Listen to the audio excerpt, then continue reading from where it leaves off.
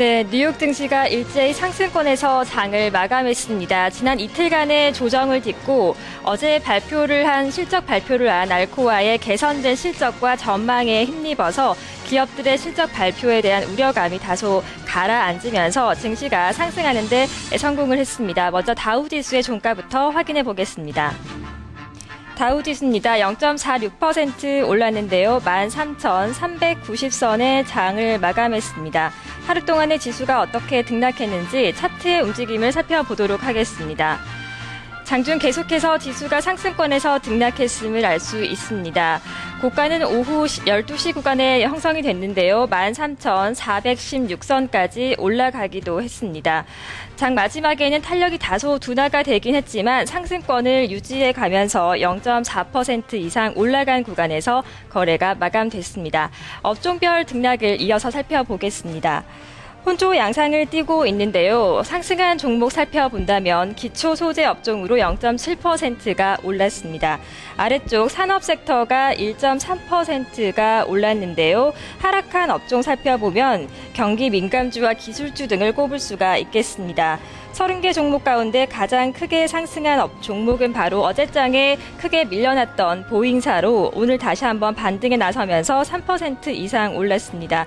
이어서 휴레패커드와 유나이티드 헬스 등의 순으로 상승 마감을 했는데 하락한 종목을 살펴본다면 뱅크 오브 아메리카입니다. 4.8%가 밀려났고 엑손모빌도 0.5%의 조정이 나왔습니다. 다우지수를 구성하고 있는 30개 종목 중에서 특징주의 흐름을 살펴보겠습니다. 김민지 앵커가 전해드립니다. 네, 이날 전반적으로 금융주의 움직임 무거웠습니다. 그중에서도 뱅크 오브 아메리카가 5%에 가까운 하락률 기록하면서 거래 마감했는데요. 여러 가지 악재가 있었습니다. 2008년 발생한 모기지 사태와 관련해서 뱅크 오브 아메리카가 책임을 물게 됐다는 소식도 나왔고요. 여기에다가 크레딧 스위스 쪽에서 투자의견 하향 조정 소식까지 나오면서 저점 부근에서 거래 마감했습니다. 이어서 나스닥 지수 흐름도 확인해 보도록 하겠습니다. 이어서 기술주 중심의 나스닥 지수의 종가를 확인해 보겠습니다. 최종 종가는 0.4%가 올라간 3,105포인트를 기록했습니다. 하루 동안의 등락을 차트를 통해서 살펴보겠습니다. 역시 마찬가지로 계속 장중 상승권에서 지수가 등락했다는 점을 알 수가 있고 장 초반보다는 상승권을 키워간 구간에서 지수가 등락하다가 장을 마감했습니다. 대형주 위주의 S&P 500 지수 마찬가지 상승권의 마감이었는데요. 종가를 확인해 보겠습니다. 최종 종가는 S&P 500 지수의 경우 0.27%가 올랐습니다. 1,461포인트의 거래를 마감했는데요. 일간 차트의 움직임을 이어서 살펴보겠습니다. 마찬가지 장중 계속해서 상승권에서 등락했다는 점을 차트를 통해 확인이 되고 있는데요. 장중 고점은 1,464포인트까지 올라가기도 했는데 2포인트, 3포인트 정도 밀려난 구간에서 마감이 됐습니다. 1,461포인트를 기록했습니다. 유럽 증시가 기업들의 실적 개선에 대한 기대감을 반영하면서 이틀 만에 반등했다는 점이 특징적인데요. 유럽 증시 어제는 혼조 양상을 보이더니 오늘 일제히 상승했습니다. 먼저 영국의 푸츠백 지수부터 확인해 보겠습니다. 영국의 푸츠백 지수 상승 마감이었습니다. 0.7%대로 올라섰는데요. 6,098포인트의 장을 마감했습니다. 차트의 움직임을 살펴보겠습니다. 상승 출발을 했고 계속 고점을 높여갔다는 점을 확인할 수가 있습니다. 고점 라인에서 푸츠백 지수가 마감했는데요. 업종별 등락을 이어서 살펴보겠습니다. 상승한 업종이 대부분이었습니다. 금융주가 0.5%대 올랐고 에너지주가 특히 1%대 강세를 기록했다는 점이 특징적으로 꼽히고 있습니다. 유럽 푸츠백 지수 가운데서는 로이스뱅킹그룹 4%가 넘는 강한 상승세가 나왔습니다. 바클레이즈 역시 2.6%가 올랐는데 이외에 푸츠백 지수를 구성하고 있는 특징주의 흐름을 살펴보겠습니다. 김민지 앵커가 전해드립니다.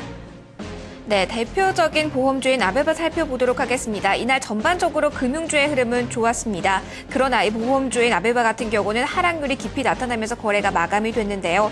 무엇보다도 가장 큰 요인이 됐던 것은 주식 매각 소식이었습니다. 이에 따라서 하락률로 마감이 됐다는 점 특징적으로 잡히고 있습니다. 이어서 나머지 유럽 증시 흐름도 확인해 주시죠. 독일의 닥스 지수 마찬가지로 상승 마감했습니다. 독일 쪽에서는 지표가 한 가지 발표됐는데 11월 산업 생산 전월보다 0.2%가 증가해 시장의 전망치를 크게 웃돌았습니다. 이런 호재까지 반영되면서 0.3%가 올라 7,720선에 거래를 마감했습니다. 차트의 움직임 살펴본다면 역시 장중 계속해서 상승권에서 등락했다는 점을 알 수 있고 장 마감을 앞두고 고점을 형성한 이후에 상승폭을 다소 반납한 구간에서 거래 마감됐습니다.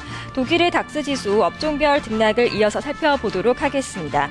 업종별 혼조 양상으로 마감이 됐는데요. 하락한 업종은 금융주와 기초소재 그리고 경기 민감주 등을 꼽을 수가 있겠습니다. 반면에 상승한 업종 중에서 특히 통신주가 강했습니다. 3%가 넘는 오름폭을 기록했는데요.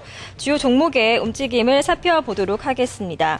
이날 장에서는 철강 기업인 티센그룹프가 3%대로 크게 올라갔다는 점이 특징적이고 금융주인 코메르츠방크가 연일 강세인데요. 3% 넘게 올랐습니다. 도이체방크 마찬가지로 0.7%대로 올라가면서 거래가 마감됐습니다. 이어서 프랑스의 까크 지수의 마감 동향을 체크해 보도록 하겠습니다. 마찬가지로 상승권에서 거래가 마감됐는데요. 프랑스 까크 지수 0.3%의 상승이었습니다. 최종 종가는 3,717포인트를 기록했는데요. 차트의 움직임을 살펴보겠습니다. 마찬가지 장중 계속해서 상승권에서 지수가 등락을 했습니다.